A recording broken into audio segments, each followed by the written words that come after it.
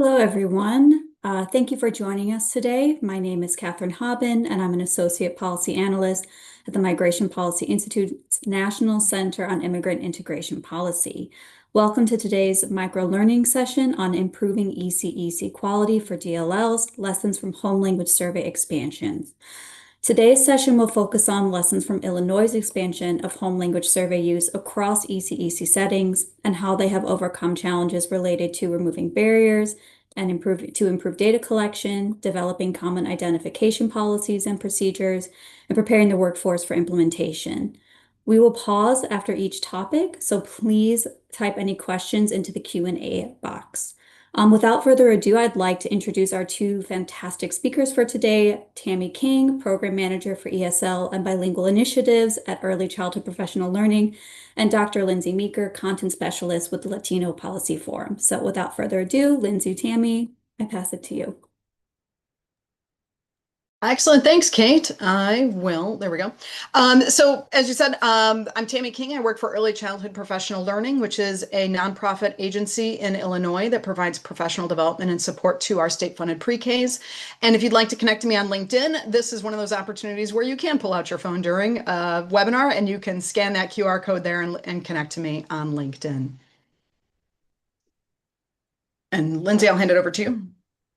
All right, I'm Dr. Lindsay Meeker, and I'm Assistant Professor of Early Childhood at Fresno State University, and I also have affiliations with Western Illinois University, where this work actually started before I transitioned into California, and serving right now in this project as Content Specialist with Latino Policy Forum. So I'm very lucky to be in lots of spaces where we have rich opportunities to look at the way we are doing early childhood for DLLs. So I think that's who I am. That's what I do. And my email is there as well as my Instagram. So please feel free to connect. Awesome. And so we are so grateful to have this opportunity to share this information with you. From the work that we have been doing here in Illinois. And this is just one piece where this work that we're going to be sharing with you this morning builds on other work that's been done before us. And then we'll even be able to share with you some of the work that has continued after this particular project has ended.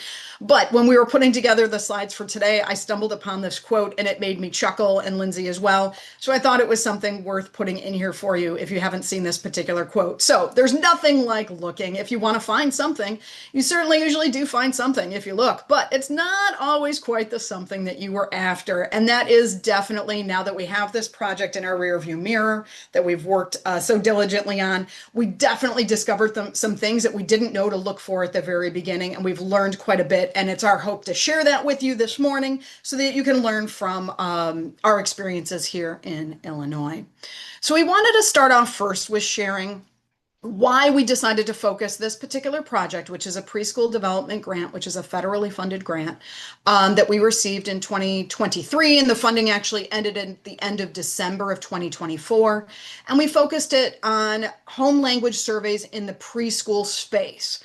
And so we're going to share with you why we chose to focus the work in that area and then what came from that.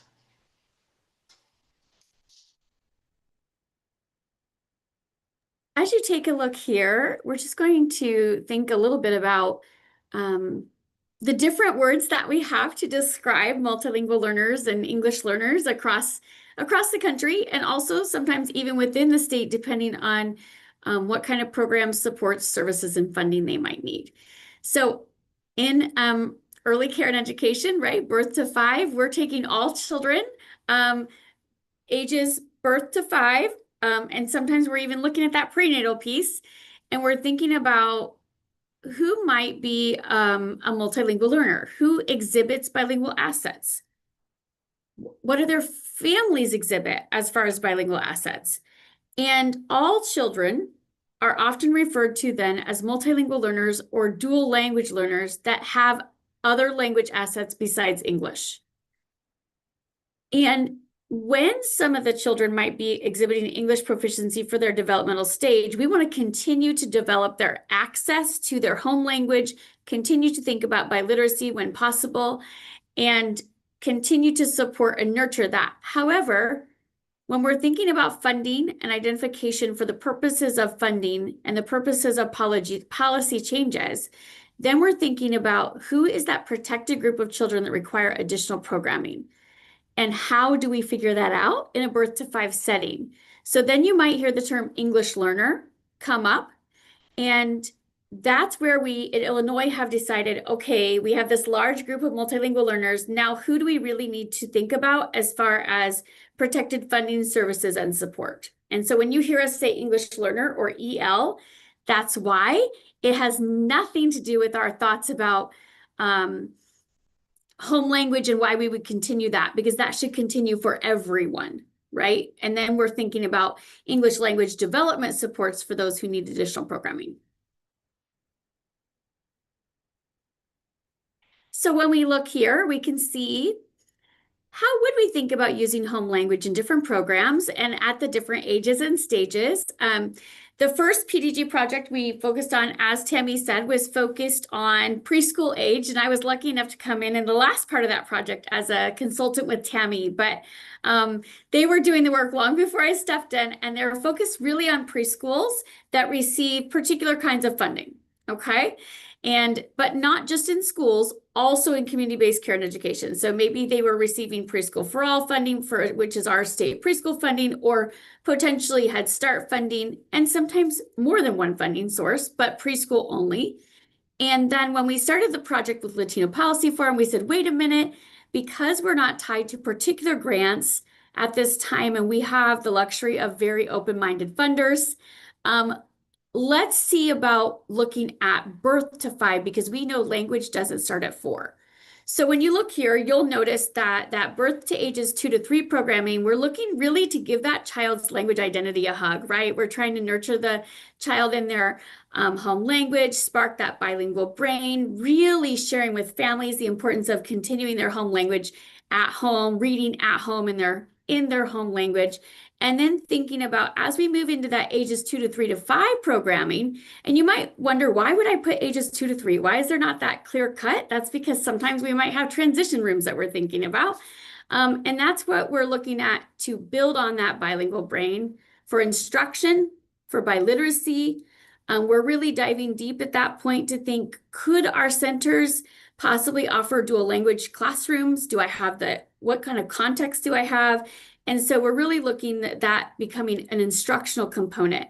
Across all of those ages and stages, we want to make sure we're nurturing translanguaging as an asset in all classrooms and communicating with all families, all the way across in their language of comfort.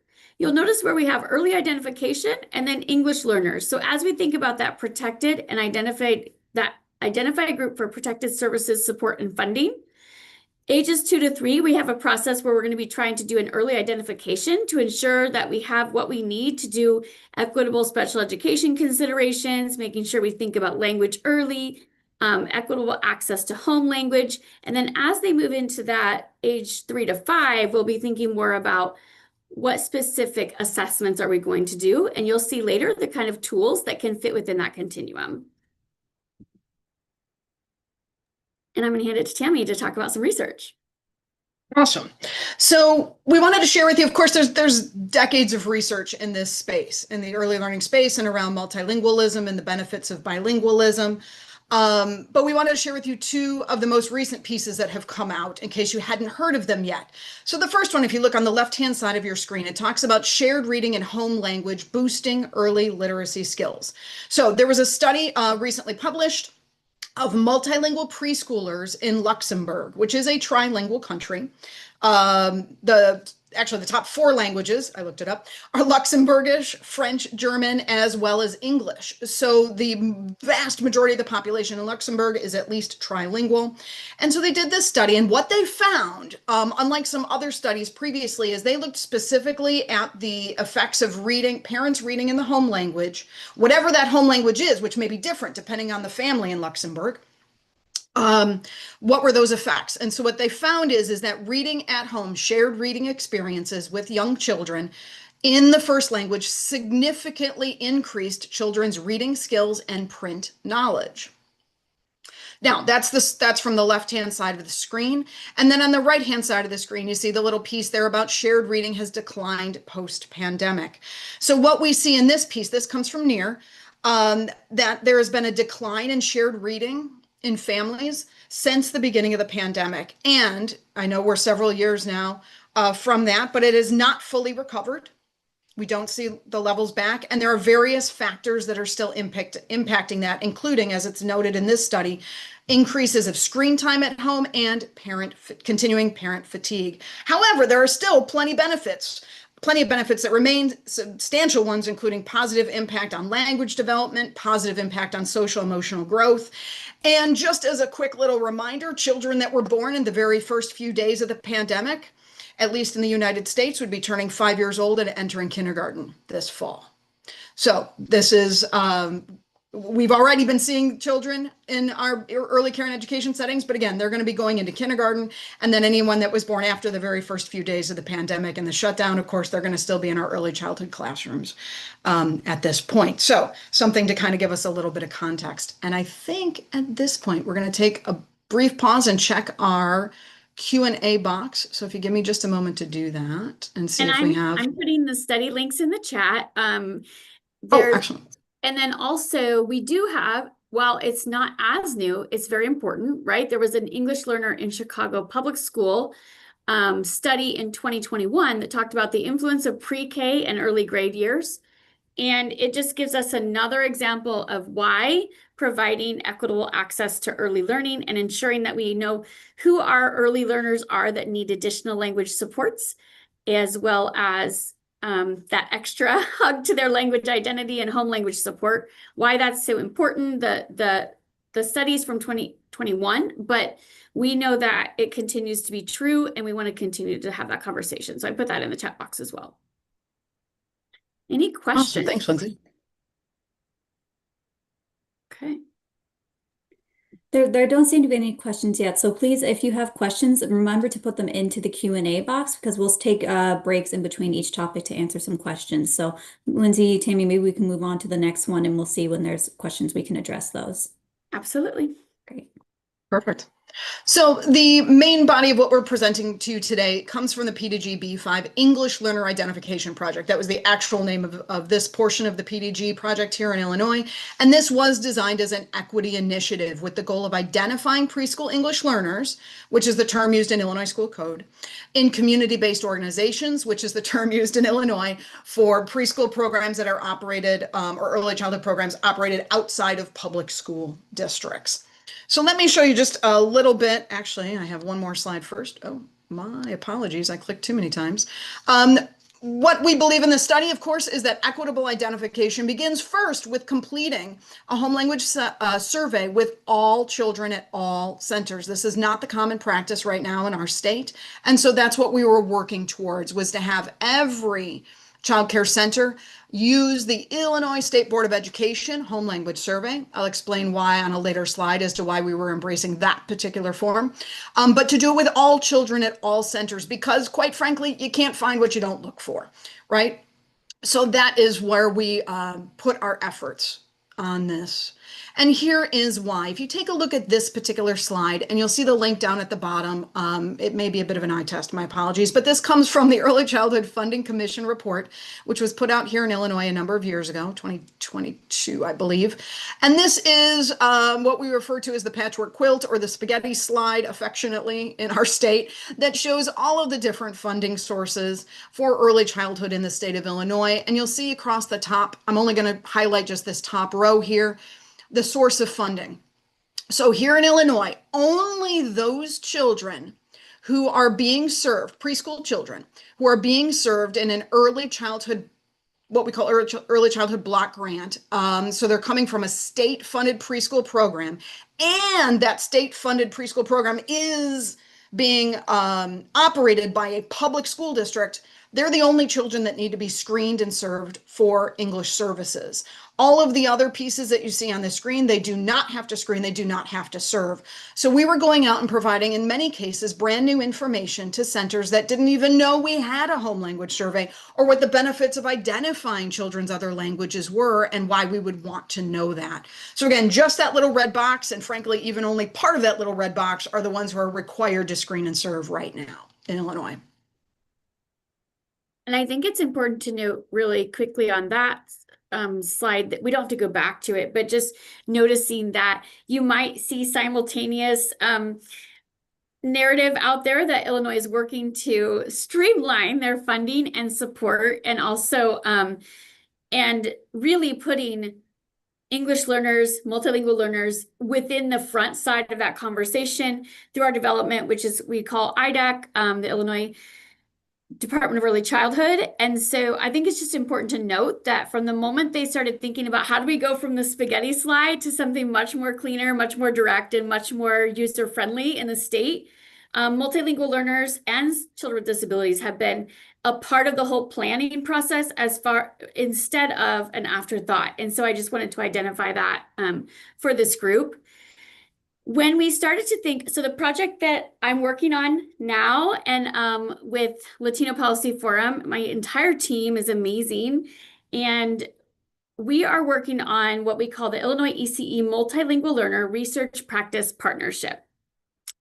And we are also starting with the ISB Home Language Survey. So even though we're serving lots of programs across the ages and stages, including looking into how it can work in family childcare, we still said using that home language survey should be common across all settings. And then the other thing is, for us, it's already translated into multiple languages, many, many languages, right? So Tammy noted that. And so that makes it very user-friendly.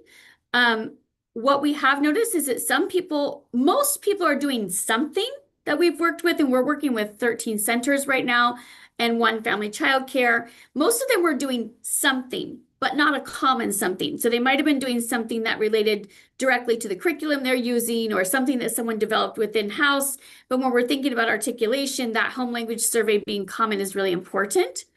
And it's also really important to note that you want something that meets your state vision and mission for learning in your learning, right? And making sure that it doesn't ask people questions that might be difficult or even unethical. So you want to make sure that whatever you're using is common, ethical, and friendly for the user. And so we're looking here, and what are we doing though for a child that is younger than 3 years old? So we started to think about that. What can that look like? Well, we know one thing is that any one assessment at a table for a child lower than 3 years of age, that's going to be difficult. So what we developed was a family language interview tool. There are other states and programs that have looked at a family language interview tool. There are some pieces that Head Start had originally kind of thought about in their family enrollment packet. And so this language tool, we looked at what's available out there. We dived a little deeper to say, how do we really understand the family's language goals for the child and how the child is currently using their home language and how the families are using that home language with their child. And then we looked at how do we do something like for the 3 years or older is some kind of assessment that's natural in their setting. Pre-IPT is the one very commonly used in our state. We are also in this project, not in any way reinventing DRDP, but for centers who are already using DRDP as part of their assessment process, and they have been trained by DRDP, we're trying to look at, is there a way to use DRDP in the ELD measures to think about how that can be a part of their considerations for being an EL or receiving targeted supports, funding, and services, knowing that when we have to screen children when they first come in with their pre-IPT, we might not be getting the best results of that child's language because it's not over time. While I think it's a very quality test, children are young and testing is hard, right? And so we were trying to think about how do we approach that observational kind of assessment as part of our considerations for identification. So if they're ages 3 and if they're below 3, they complete the family language interview tool that we developed and we are testing right now in our research practice partnership. And then if they're 3 and older, then they would complete the assessment, either the DRDP and looking at the DRDP in a different way and using those English language development measures, or the pre-IPT. In both ages and stages from birth to 5, something we added that we felt was really important is we developed an infant toddler home language observation tool and a preschool home language observation tool. And why that's important is that we need to consider all of the language assets and repertoires. And really, this is a way to do it, right? When children first come in and we're looking at identification, we can't just understand where they are in English. We also need to understand how they're using their home language and how we can build upon that.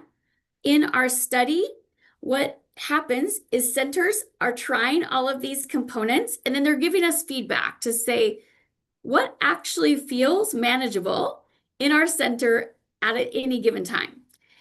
We are then going back and reworking our tools that we developed, rethinking how we gave directions for them to do the tools, to use the tools in their setting, and then working through a continuous improvement model so that by the time we're done, we feel like we really understand what's manageable for centers. So that's this is what the picture is that you see on the slide and the process. Okay.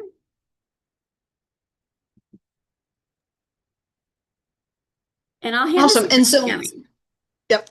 And so for both of the projects, the one that Lindsay's mentioning through Latino Policy Forum, as well as the one that we wrapped up at the end of December, we were very intentional in reaching out to and including folks from the entire state of Illinois.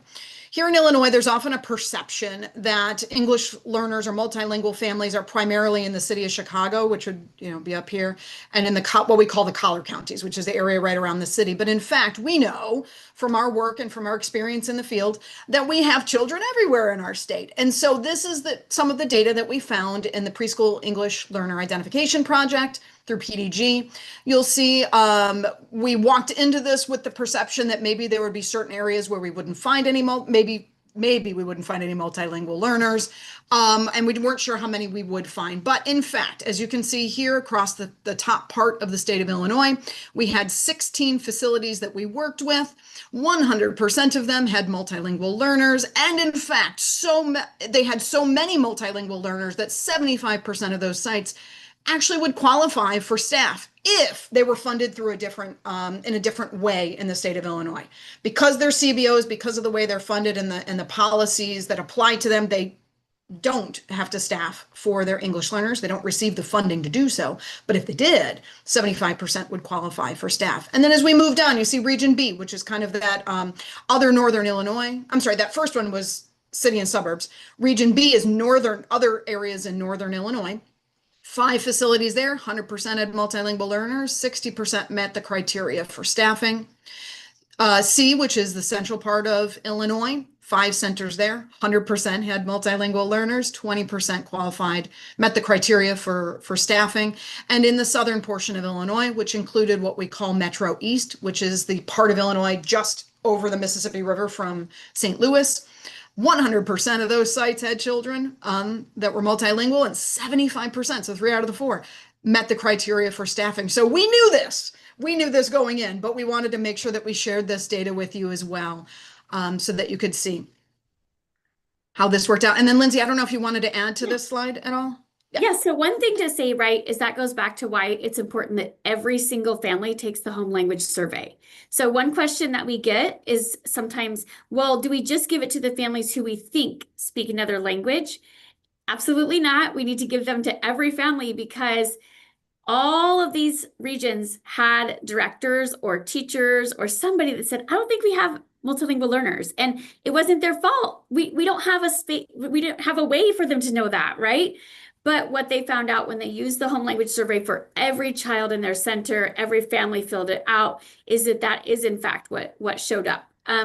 For our project, we are also working across the state And we intentionally did so. And we intentionally thought about, because we're working with less programs, because we're digging deeper, we had to really think carefully. So what we did was we went in and looked at each kind of region of the state, and we identified centers first that we could see from their Illinois home language data for elementary, as well as just some of our own experiences and talking to centers, like which programs might be most impacted or which programs might be surprisingly impacted, and work to intentionally include them in our project. But again, they span across the regions as well, the same regions that are listed here. So I wanted us to highlight that. All of them do have multilingual learners, but that was part of our project, was that they needed to have multilingual learners because we're diving deeper into some other factors.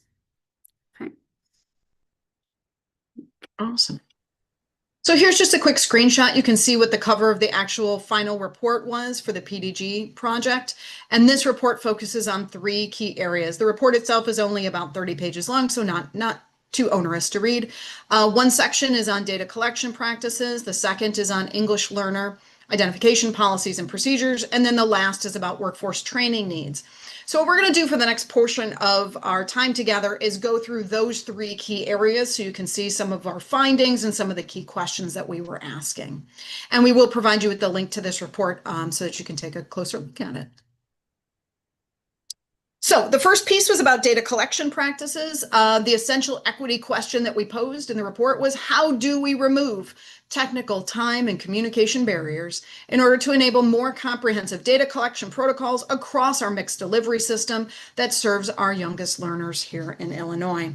And so we have several essential practices that we have been, since we finished the actual project itself, we've been on the road, so to speak, or on the circuit, going to conferences and presenting on this and emphasizing these 4 essential practices for here in the state of Illinois. This is the first one: implementing the ISBE Home Language Survey for all families at enrollment, regardless of your funding source.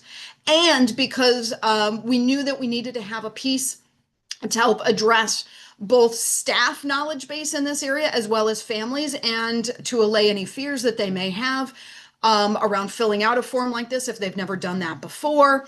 We created a series of a series of videos around the home language and around the benefits of bilingualism.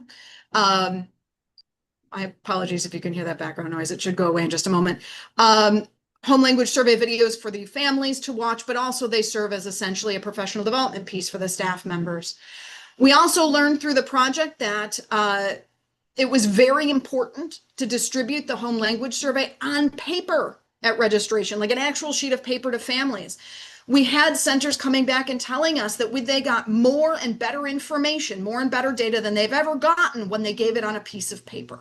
As Lindsay said, often they had some sort of piece that they had in place before. A number of them, it was like a single data field on their online registration system, even with the ability for Google Translate. People just skipped it. But when it was an actual piece of paper in their home language, one side in English, one side in their native language, they found that people filled it out and turned it in. And we'll show you the link where, in just a moment, where you can find that the Illinois State Board of Ed has translated the form into the top 50 languages in our state. So it looks like this. This is the part of the website where you would click on the various PDF versions and all the different languages available. And then this is what the form itself looks like in English. And you'll notice that there is intentionally a wide margin left on the top so that you can photocopy this on your center's letterhead to make it look a little more official and pretty. And Tammy, So the questions, yeah, absolutely. There was a quick question about the family home language, or sorry, the home language survey. There was a question about what are the questions on there, and you're seeing it right now, and it's very, very simple intentionally. Is a language other than English spoken in your home? If so, what language? Does your child speak another language other than English? If so, what language? And that's it on that initial home language survey. And we can talk more about what questions are on the family language interview protocol for 3 years and younger. But for the home language survey, it's only those 2 questions. And I think that might answer part of the question too about how do we ease the fear of families in any kind of context. And part of that is because we're absolutely not asking anything about status. You'll notice that there's zero information on there about their citizenship status or any of those kinds of pieces.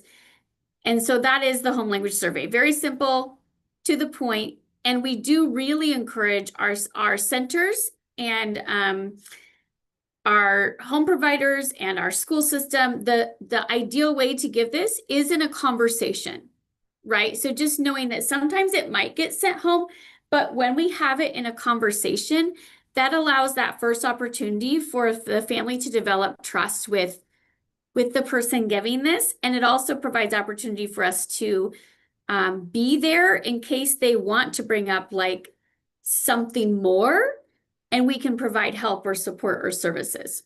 Okay. Awesome. Thank you, Victoria, for dropping that link in there so you can actually take a closer look at those. And I just wanted to add, in a moment, we'll circle back. We're going to talk about one other thing first, but then we'll circle back to those videos as well. And as Lindsay was saying, this is meant to be done in a face-to-face type of environment during registration. That also is the time where you can click that link and they can actually watch the video while you're there present. But we'll talk more about that in a moment. I think, Lindsay, did you want to share on this one? Yeah. So when we looked at the PTG project that was funded with Tammy's project with ECPL and the PDG dollars, then we said, okay, if we have an opportunity and there's a magic wand, what would we want to do as next steps? And honestly, I was blown away with excitement because there was a lot of collective effort in launching this follow-up project, or in some ways simultaneous project, to be able to look birth to 5 on what is that standard definitions and identification procedures. What can that be? Birth to 5, not just preschool. What can be some common requirements for specialized teaching, training, and preparation? And what makes that feasible for early care and education? How do we start to ask the questions about targeted funding and giving investments where they're needed in early care and education so they can support equitably? And then how do we approach multilingual family rights and representation? And so this is the 4 buckets that the Illinois ECE Multilingual Learner Research Practice Partnership, what we are looking at. I don't have preliminary data yet because we are looking at it, and hopefully we'll have an opportunity to share that as we, we'll have different opportunities to share that out as the project continues.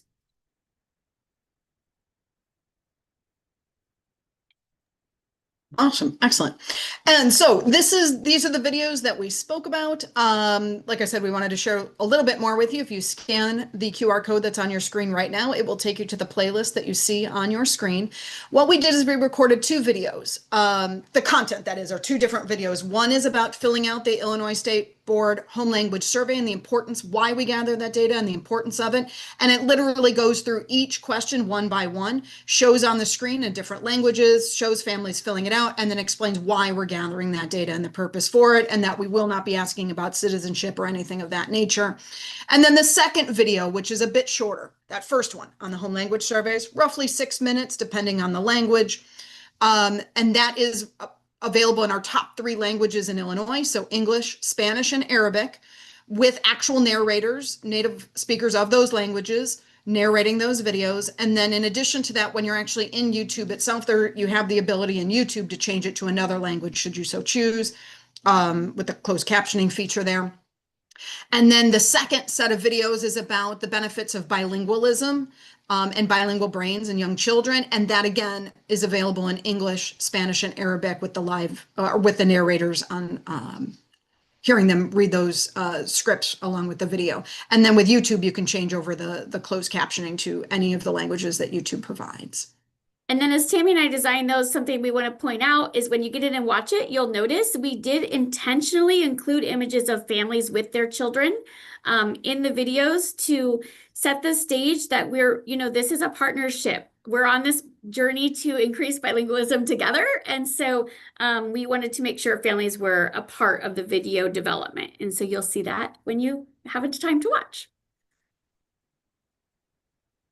And let me just page through this right here. You can see just a little bit of a close-up of this is the English video about the home language surveys.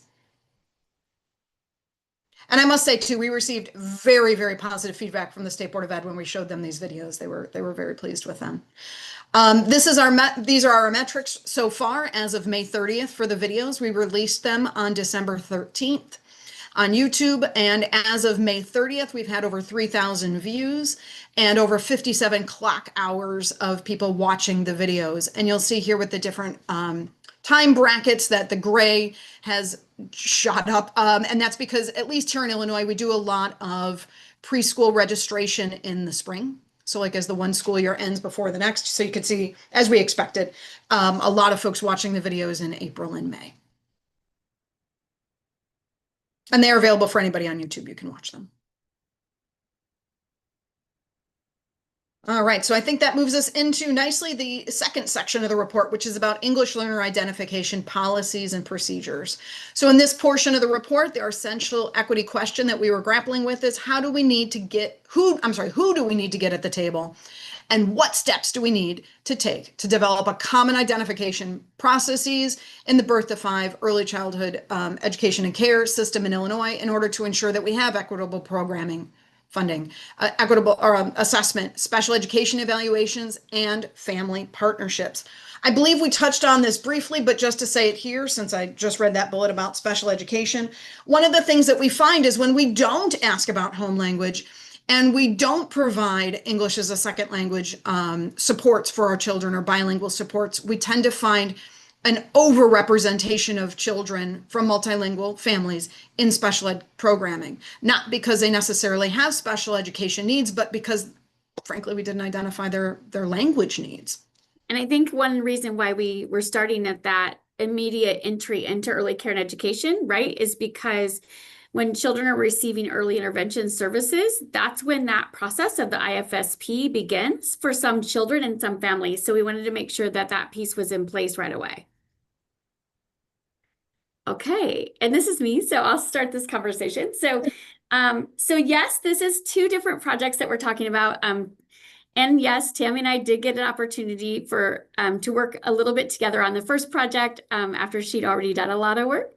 But now we were sitting at that, we're sitting in that conversation of it takes a village really to be able to look at your entire scope of early care and education and think about how do you do this work in a way that everyone can access it, that everything's going to be open source, including trainings, including protocols, including tools, right? All of the things, how do you do that so that everybody can access them regardless of their funding streams? And so when we were thinking about how to do this at Latino Policy Forum, we did put together an advisory board. So in addition to like the representation you see here on the slides, we have an advisory board that's working in our project that has people from school districts and community care and education and our Illinois government and advocacy groups. But then when we actually got down to even doing the work, you still need some additional components. You need somebody that's ready to do the lift on staff development and learning, right? Continuous improvement and continuous investment in staff. And that's where my content specialist piece comes in for Latino Policy Forum. That's where ECPL in our state, it can be extremely helpful because that's the kind of work that is done there is training. We needed somebody who would be willing to have that communication back and forth between, okay, what's the state working on as a whole? For example, right now we have that Illinois Department of Early Childhood doing a lot of work to get started. How can we make sure that what we're doing is actually helpful to the people trying to build larger systems? And so we are grateful to members of the IDAC team for being part of our advisory board and being a sounding board when necessary. Same as with Illinois State Board of Ed. They are a part of our advisory board and they have been able to serve as a sounding board, knowing that how do we navigate that? Latino Policy Forum is, as all of you probably know, a powerhouse for equity, justice, and research for multilingual learners and their families, and really has been able to think about how do we take the learnings from our early care and education system and make them become something like, what are we going to do with that to make it become scaled or to make sure it becomes common practice and not one component, we wouldn't have had as much data to launch from without Tammy's project. So we were able to take the learnings from ECPL's project focused on preschool and think about, okay, what might work next, and what maybe didn't work that we want to avoid, and take those learnings and expand then into training and some of those other pieces of investment into the system. And absolutely, without philanthropic sources of commitment and investment in the ECE Multilingual Learner Research Project, we would not be able to do it. So that's important to remember, is that there was the PDG project that was funded through PDG dollars, right? But then we wanted to do that next step. And without philanthropic sources and without our team hustling to make sure that philanthropic sources understood exactly why this was so important, none of this could happen. And it certainly wouldn't be able to be open source materials that are coming out. And that's the same with the videos that are coming out, right? Now those are open source for everyone, and it was grant funded, because the funding available to early care and education sites and centers, we can't be putting things in the system that are going to cost them additional money to access. They're not funded to be able to do that. So we can't say, well, we've developed this great training and now you're going to pay $5,000 a year and someone's going to help you learn it, right? And coach it. And we can't do that. So we're doing the learnings now. We're trying the training in lots of different ways. We are actually trying out some coaching, and then we're going to figure out what's scalable so it can be open source. And then that brings in another partner. How do you make those open source materials available? So we're working with Gateways Illinois, and eventually we'll probably also be having some conversations with ECPL. So it's just really thinking about, how does that village come together to have all the assets that we need. So when you're starting, considering your team's assets, gaps, and affiliations is going to be important. Thinking about what kinds of funding sources can be combined to support the work, because you probably won't get it from just one funder. It's probably going to be multiple funders and probably multiple stages of the project. Even now, we're like, oh man, next we want to see what we can do with home visiting and early intervention, but we're not there yet, and that wasn't funded in this project. What is currently working and how do you build from that? So I met a lot with Tammy to say, okay, what went well for you? What didn't? What's going well in school districts where they already have a process, and maybe what's not. We met with specialists in the field to look at our tools and say, what do you think about this tool? What would you do differently before we had people try it? And so you also need to have partnerships with experts in the field beyond yourselves, right? That you can lean on for feedback, real critical feedback, not like, nice job, that's amazing feedback, but like, oh, that's really great, and let's look at this. You need to have trusted partners. So we just wanted to bring attention to that it is cross-agency work that we're doing, and that I don't know that we could be doing it any other way. I think it needed to be that way. And Tammy's going to walk us through some essential practices. All right. So our first essential practice was about giving out the home language survey to each and every child, regardless of where you think they might be from or what you think their language might be. Everyone gets the same home language survey so that you can gather that data.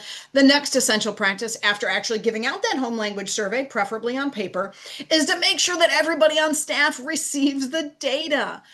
This is one of the things that we learned that we didn't expect necessarily to find, but we did, is that sometimes that home language data just went in a file or went on a spreadsheet and was never actually shared with the staff who needed to know it in order to be able to work with the children in a more meaningful way. Because unlike the photo that you see here on the screen, it's not like children's language backgrounds or nationalities are painted on their cheeks, right? Though that is pretty adorable. So, and then essential practice 3 of 4. So, and I should say too, when we talk about staff, we're talking about all the staff. If you've got children who are being bused, the bus driver should know who speaks languages other than English in the home, right? The school nurse should know. Everyone should be aware of this data around the children's home languages. And then the next natural step from this is another place where we learned some really useful pieces of information along the way. this has got to get into whatever your state database is or your data warehouse. So here in the state of Illinois, we have something called the Student Information System, or SIS for short. And so we wanted to ensure that the language data is actually entered into the SIS system. And if they, we also found along the way that a number of our programs weren't able actually to access and had never accessed before the demographic section of that data warehouse. Frankly, they didn't know what they didn't know. They didn't know it was there, so they never knew to ask. So part of the work we were doing was connecting them to the right people at the State Board of Ed to get them the access they needed in order to put in the student demographic data. And in doing so, here's yet another interesting thing that we learned along the way. What you see here is a screenshot of part of the SIS Student Information System data entry pages. And what I'll just quickly call your attention to, don't get bogged down too much in all the details, but you'll see on one of the tabs here under program indicators, it turned out there was two different data entry fields, one called native language, one called home language. And they were being filled out in different ways and not consistent with the way that maybe they needed to be filled out prior to us starting this project. And so this became a stumbling block. We needed to provide training, provide resources and feedback, and ultimately feedback as well to the State Board of Ed around how much consternation these two different data fields created out in the programs. So that was something we didn't expect to find, but we did, and a super useful piece to have found. We also found that some of the reporting systems that are used by early care and education hadn't really thought of having a field for whether or not a child is a multilingual learner and what languages they speak. So when we're working in some of our systems that we use, that we obtain through a vendor, we need some continued advocacy really nationwide from centers to say, and we need a place to put this data, because if they're pulling that data from the service that they might be using for their own internal student information system, and that's not a part of what they collect, we already have a gap, because if that's part of the system, then it prompts people to think about it, right? But when it's not part of the system, then they have to store that data somewhere else, the chances of it articulating correctly or at all might be lessened.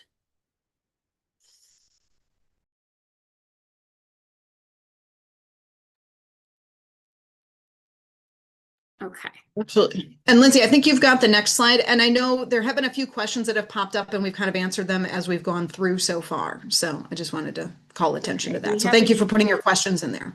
And we are watching them, and then we'll be able to answer some at the end as well. So then we begin to think about, okay, once children are identified, that's wonderful. And we need to make sure that we're equitably supporting our ECE workforce. They need to be invested in. We have talked to as part of our research practice partnership, we have been talking with and interviewing and having focus groups with our early care and education staff in our sites. And they won't be able to serve without that targeted funding that we already provide in schools. And I know right now it feels hard to talk about targeted funding for specific purposes, but it is still important, and it will continue to be important. So when we think about our early care and education workforce, that's why we started to think about those common open source trainings that people can access in a variety of ways. So for example, we're putting together things that can be accessible asynchronous, and also thinking about how can we create a train the trainer model? How can we create a community of practice? Because we need to invest in our centers to be able to build their capacity within, right? And we need to do that in a way that doesn't cost them extra dollars, but they also need additional funding to be able to support the children they're serving. And that's where that policy piece, that's where that advocacy needs to come in strong and hard to say, we're already doing a lot of work. Now we have the numbers, now we have systems, and we need to support our workforce, which also includes barrier removal for upskilling through to things like your ESL bilingual endorsements or credentials. So just thinking about how do we think about training investment for multilingual staff so that they're being compensated appropriately for their multilingualism, for their training, for the pieces that they might have that relate to their multilingual learners and their families, as well as how are we ensuring they have access to a streamlined way to get the higher education pieces that they might need. And you might have heard me say, yes, equitably funding workforce that is bilingual or multilingual. We have work groups working on that in Illinois, so I'm not going to dive deep into it, but we pay interpreters in all kinds of facets of our world, and they make really good money. And we have some of our most vulnerable populations serving some of our most vulnerable families and children, and they are not compensated equitably for using their home language as an asset in their center or their workplaces. And that is not because the centers don't want to, it's because until we make an investment into that population of language assets that we have, right? The people that have language assets, until we make a committed investment, centers are very limited in how they can compensate them. So I just wanted to make sure we know we're working on that, but it continues to be a workforce need. And as part of Tammy's project, we talked about you'll see it in a minute, what are some low cost, no cost, all the way to high cost ways that we can invest in our early care and education population as far as staff members go. And then in our project, we're also working on what does development look like. Okay, Tammy. Awesome. So here we have our last of the essential practices that we have been recommending. Again, this is not an exhaustive list, but these are the top 4 that we have been pushing since we finished the project. So essential practice 4, encourage our staff to use training resources from our office, Early Childhood Professional Learning, because we do not work for the state, but we receive state funding. We compete for a contract to provide free professional development to all of our state-funded preschool educators across the state of Illinois. So therefore, all of the training that we offer is free and pretty much online. So if you were to scan this QR code here or follow the link that you've got on the screen, you'll see all of the different resources that we have listed on our preschool English learners part of our website. And even if you're outside Illinois, you can still certainly access those trainings. Everything that we do, all of our webinars are archived, recorded, archived, and put up on YouTube so you can watch them at your leisure. And you will also be able to access some other trainings and opportunities there as well. In fact, we pull together from a number of different organizations in our state, and you can see their logos here. So I work here for Early Childhood Professional Learning, but Latino Policy Forum, trainings from the WIDA Consortium, Illinois Resource Center, which is another department of our same organization. IRC works in the K-12 sector primarily. The Illinois Principals Association, Illinois StarNet, the State Board of Ed, and then the new Illinois Department of Early Childhood. And you'll see when you follow that link and go to our webpage, you'll see that there's links there to live webinars. Some of those are still coming, the registration, because we're in that space in between school years. So as we gear up for the fall, you'll see more and more webinars and registration links popping up, but there's on demand, trainings that target administrators, the multilingual videos, downloadable resources, and even credentialing and scholarship information is housed there as well on that And page. with StarNet, you might be thinking, what is that? It is an organization also funded by Illinois State Board of Ed and the Early Childhood Discretionary Grant. And we provide professional development on supporting children with disabilities and their families, as well as technical assistance. But Tammy and I often are co-presenting to talk about how do we serve the children that are dual identified, and how do we ensure that families that are bilingual have appropriate access and supports to understand their child's education. So those are the ways in which we bridge that partnership together. Latino Policy Forum, we're also working with Gateways Illinois, so we will be adding them to this slide, but we're working with Gateways Illinois, and they are being so helpful in thinking about, in addition to what's offered here and through ECPL, how do we make sure that if people go to Gateways Illinois, which is where they handle their early care and education credentialing, how can we have all of the trainings that we're developing in this current project of the Illinois ECE Multilingual Learner Research Practice Partnership, how do we have those available? And we're working on converting them into a way that it can be uploaded there so they can staff can access them at any time for absolutely zero cost to the center as well. Okay. Oops, I went too far. There we go. Awesome. So we're going to share this with you, and then we'll address those last couple of questions that I believe are in the Q&A box. So this is the last piece, one of the last pages of the actual English Learner Identification Report, which the link to that, I believe, thanks to Victoria, is in the chat. What we did is we took the various recommendations, the recommended action steps from each of the 3 different areas. So data collection, identification, and workforce action steps. And then we categorized them by the approximate cost for actually implementing those changes. And so you'll see that they're also color coded as well. So like data collection has a little yellow box at the beginning. So then on the left-hand side of your screen, we don't expect you to actually be able to read these. We just wanted to show you that we have found this to be very, very useful in our conversations across the mixed delivery system here in Illinois, to be able to say, here are our action steps and here is approximately what they might cost. And as you can see on the left-hand side of your screen, there's a whole group of action steps that can be taken for little or no cost. So maybe that's the place to start with some of these. Now, we are in the process of transitioning to new governance, to a new Illinois Department of Early Childhood in, I believe it's something like 60 weeks or something around there, according to a newsletter I recently received. It's coming up quick. So some of these, may not be addressed until we have that transition completed. But the point is, was a useful way for us to organize this and share this out here in our state. So we just wanted to share that with you as a possibility, something to consider if you haven't organized your recommendations in that particular manner. And then I do have a slide that gives you the QR code to take you to the report, but it's also in the chat box as well. And then I know, like I said, we do have a couple of last questions. Okay. And I pulled those questions up. So just a second. Okay. So one of them was about the fear that families might have. I'm going to put a tool in the chat box in just a second while I let Tammy answer another question about that Latino Policy Forum has created that can help us navigate and provide resources to families.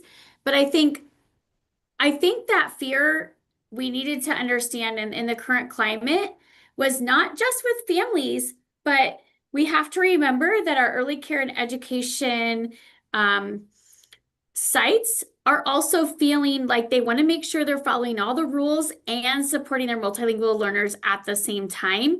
And so one way that we're helping with that is anything that comes out from either of our projects is open source, meaning that no center would need to spend dollars from any sort of grant, federal, state, or otherwise, to be able to access the PD, to be able to access the tools, any of those components, so that right away we're already over the hurdle of like being able to spend funding on particular things. Okay, so that's one piece.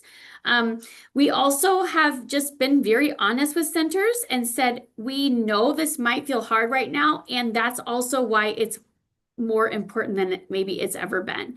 So please be brave with us, and we will work to make sure we're doing this in a way that feels manageable and safe and secure for you.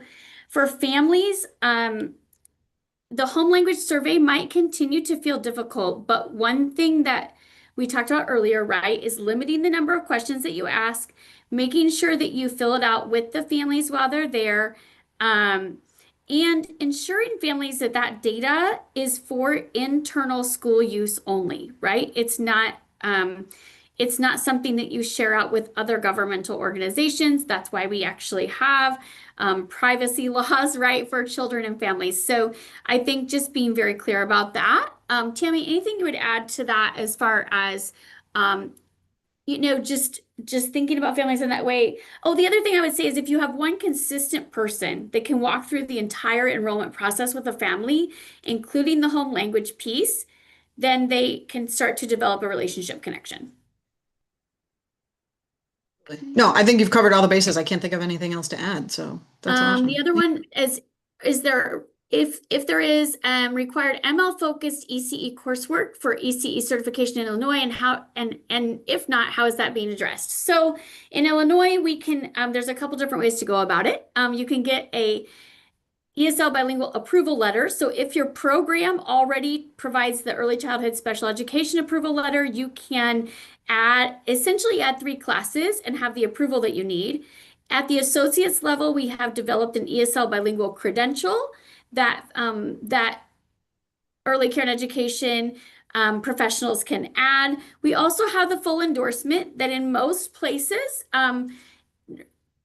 is approximately 4 to 6 classes like total, but if they've already completed the 3 for the approval letter, it's very likely in most schools that they would just be able to add 2 or 3 additional.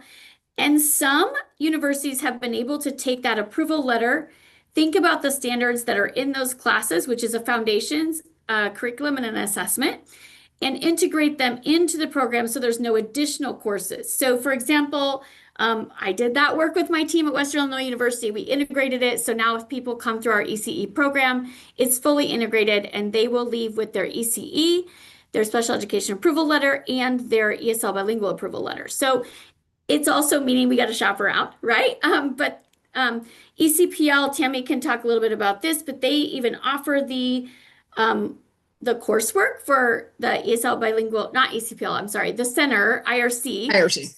Yep. They work together. They offer easily accessible endorsement options. So For Illinois educators. Yep, absolutely. And then we just had one, there's 2 last questions and I'm realizing that we are pretty much at time. So there was a question that was asked about, I just accidentally clicked away from it, asking about bringing to the table and the dynamics and relationship, so that we go more in depth than that in the report. So I think that's probably best left with that. And then there was one last quick question that just came in that's a bit of a clarification. So I think I can address that quickly and then we can hand it back to you, Kate, so we can be respectful of everyone's time. But I asked about the English learner identification assessment. So if you are in a state-funded preschool program in the state of Illinois that's operated by a public school district, yes, you must identify and serve children. And there's a lot of requirements around that. And you can find actually an FAQ document on the ECPL preschool page that delineates all of the requirements in that case. If you're outside, so if you're in a preschool or a childcare program that is not state-funded, or outside of a public school district, then no, they're not required to give an English learner identification assessment at this time. They can, but they are not required to do that. So what we did in this particular project is we focused exclusively on the implementation of the home language survey, because quite frankly, that was a lift in and of itself to get that out to all of the programs, or to all of the families in all of the programs. And I would say stages matter. Like taking on too much of it at once can feel very overwhelming and might not feel as successful as you'd like it to be.